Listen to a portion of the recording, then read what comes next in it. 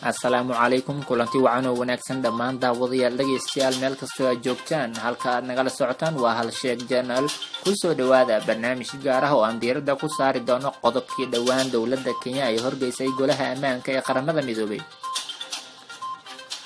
wadamo caalami ah iyo hay'ado caalami ah oo si wada jir ah uga soo horjeestay meelmarinta qodobkaasi iyo xukuumadda federaalka Soomaaliya oo sidoo kale ka soo horjeestay meelmarinta qodobkaasi ma dhaba in dowladda Kenya ay ka damacsaneed isla markaana ay ku wadatay qorshe gooni ah meelmarinta qodobkaasi ay horgeysay golaha ammaanka ee qaramada midoobay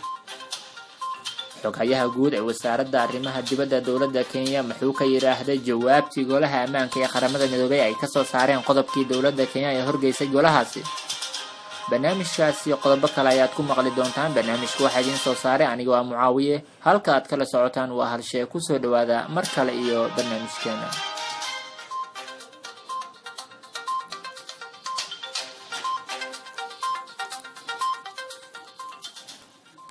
aan ku bilownay dhawaan ayay ahayd markii dowladda Kenya ay horgeysay golaha ammaanka ee qaramada midoobay qodob tirsigiisu uu yahay 1267 ama 1267 qodobkaas oo golaha ammaanka ee qaramada midoobay ay u adeegsadaan kooxaha xagjiriinta caalamiga ah sida Al-Qaacida iyo ISIS dowladda Kenya ayaa waxa ay ku dooday una cugsatay qodobkaasi in hadda loo baahan yahay in la saaro ururka Al-Shabaab oo ka dagaalama gudaha Soomaaliya isla markaana waxay ka sheegtay golaha ammaanka hortooda dowladda Kenya in ururka Al-Shabaab uu qatar ku yahay gudaha dalka Kenya iyo sidoo kale gudaha Soomaaliya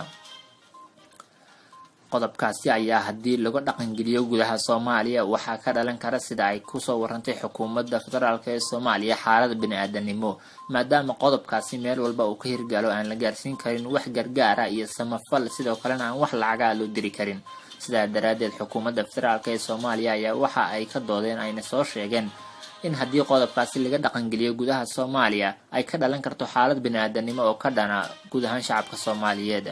sidaa daraadeedna ay sheegtay in goobaha ay ku sugan yihiin Al-Shabaab ay yihiin goobo aad u yar isla markaana ay ku nool yihiin shacab aad u fara badan qodobkan ayaa haddii uu meel mare ama ay meel mariyaan golaha ammaanka ee qaramada midoobay waxa guud ahaan hakanaya isla markaana soo go'aya lacagihii loo diri jiray goboladaasi iyo sidoo kale gargaarkii hay'adaha caalamiga ay gaarsii jireen sidoo kale hay'adaha caalamiga oo qaarkood fadhigoodu uu yahay New York dalka Mareykanka ayaa waxa ay si dhab ah uga soo horjeesteen meelmarinta qodobkaasi iyagoo ku wargeliyay golaha ammaanka ee qaramada midoobay in aysan wanaagsaneyn in la meelmariyo qodobkaasi golaha ammaanka ee qaramada midoobay ayaa 29kii bishan aan ku jirnay Agoosto waxa ay soo saareen jawaabtii Kenya ay ka sugaysay meelmarinta qodobkaasi iyagoona ku dhawaaqay inaan marnaba la meelmarin karin qodobkaasi haddii la meelmariyana ay ka dhalan karto xaalad bini'aadanimo oo ka dhana isla markaana sidoo kale aan loo adeegsan karin urur ka dagaalama hal wadan oo kaliya sida gudaha Soomaaliya Al-Shabaab dowladda Kenya ayaa arrintaasi ku tilmaantay ama jawaabta ka soo yeertay golaha ammaanka natiijo xumo iyo jawaab aysan ka filaynin golaha ammaanka ee qaramada midoobay dowladaha Mareykanka, Jarmalka, Faransiiska, Belgiumka iyo sidoo kale Ingiriiska iyo Kuwait ayaa waxa ay ka soo horjeesteen in la meel mariyo qodobkaasi sidaa daraadeedna ay ku leeyihiin cod awood badan golaha ammaanka ee qaramada midoobay sidaa daraadeedna hakad loo geliyo qodobkaasi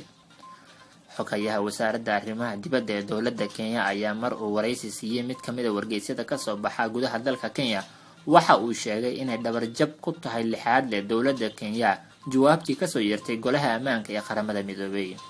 siyaasiyiin iyo falanqeeyayaal caalami ah oo falanqeeya siyaasadaha caalamiga iyo kuwa Afrikaba ayaa waxa ay qabaan in qodobkaasi inay dowladda Kenya horgeysa golaha ammaanka ee qaramada midoobay ay ka dambayso siyaasad iyo sir u gooni ah dowladda Kenya sidaa daraadeedna ay fahmeen beesha caalamka isla markaana ay ka soo horjeesteen meelmarinta qodobkaasi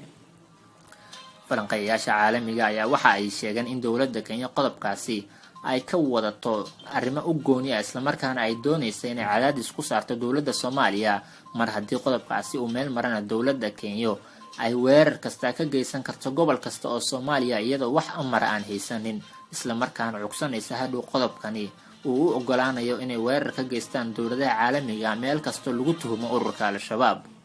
sidoo kale ganacsiga Soomaalida ay bartilmaameedsan karaan iyagoo cagsi uga dhigaya ama u cugsanaya in ganacsigaasi uu ku lug leeyahay taageerada ururka Al-Shabaab ama qodobkaasi hase yeeshee nasiib darrada ka soo gaartay iyo natiijo xumada ay kala kulmeen qodobkan golaha ammaanka qaramada midoobay ee dowladda Kenya ayaa waxa ay kusoo beegmaysaa xilli dowladda Kenya dhawaanihii ugu dambeeyay ay la kulmaysay natiijooyin isdaba joog ah oo ku aadan arrimaha dibadda. dowladda Kenya ayaa waxaa xuluf colaadeed ama xuluf siyaasadeed kala dhexeysa dowladda Soomaaliya, gaar ahaan dowladda Kenya ayaa waxa ay isku dayaysaa inay cadaadis badan saarto dowladda Soomaaliya ka hor inta aan la gaarin dacwadda maxkamadda caalamiga ICJ kala dhexeysa dowladda Kenya ee muranka badda ee xukuumadda Soomaaliya iyo sidoo kale dowladda Kenya ayaa waxaa lagu soo waramayaa in gabagabadiisa uu soo dhamaan doono 9 bishan fooda inagu soo haysay ee September ilaa iyo 13-keeda. lama oga natiijada kasoo bixi doonta, hase yeeshee falanqeeyayaasha caalamiga ee siyaasadaha arrimaha adduunka ayaa waxa ay kusoo waramayaan inay Kenya u muuqato mid ku guuldareysatay ku guuleysiga kiiskaasi dacwadda badda, isla markaana ay dooneyso inta aan la gaarin go'aanka maxkamadda ay dooneyso inay wadahadal la gasho Soomaaliya. sidoo kaleeto waxaa jira hay-ado caalami ah oo u dooda xuquuqda aadanaha oo iyagana si rasmi ah uga soo horjeestay meelmarinta qodobkan tirsigiisu uu yahay 1267. qodobkaas oo ay sheegeen haddii la meel mariyo in aysan marnaba gaarsiin doonin ama aysan gaarsiin karin xaalad bini'aadanimo ama gargaar xaalad bini'aadanimo kasta ama dhibaato walba oo ka taagan gudaha Soomaaliya. dhawaanihii ugu dambeysay shacabka Soomaaliyeed ayaa waxay wajahayeen abaaro aad u adag iyo xaalado bini'aadanimo kadib markii wabiga uu kusoo fatahay qaybo ka mid ah beeraleydii, isla markaana beerahoodii ay ku waayeen halka gobollo kalena aysan helin wax rooba, sidaa daraadeedna ay abaaro la daala dhacayaan. sidoo kaleeto warar xog ogaal oo aan ka helayno gudaha filla Soomaaliya ayaa waxay noo sheegayaan in dowladda federaalka ee Soomaaliya ay diyaarisay mooshin ka dhana joogista ciidamada Kenya ee gudaha Soomaaliya. dowladda federaalka ee Soomaaliya ayaa waxa ay diyaarisay kadib markii ay fasaxay hadda ku maqan yihiin golaha baarlamaanka ay dib uga soo laabtaan inay u fariistaan qodobka ugu horeeya oo ay ka doodi doonaan uu yahay mooshin laga gudbin doono ciidamada dalka Kenya ee ku sugan gudaha magaalada Kismaayo iyo guud ahaan gudaha Jubbooyinka. dowladda Soomaaliya ayaa si rasmi ah waxay u soo saari doontaa cod aqlabiyad leh oo golaha baarlamaanka isla markaana looga saari doono ciidamada Kenya gudaha Soomaaliya. maanta barnaamijkeena inta ayaan kusoo afmeerinaa. barnaamijku waxaa idiin soo saaray anigoo ah Mucaawiye. inta aanu ka gaarayno barnaamijka xiga waxaan leenahay sidaa iyo nabadgelyo.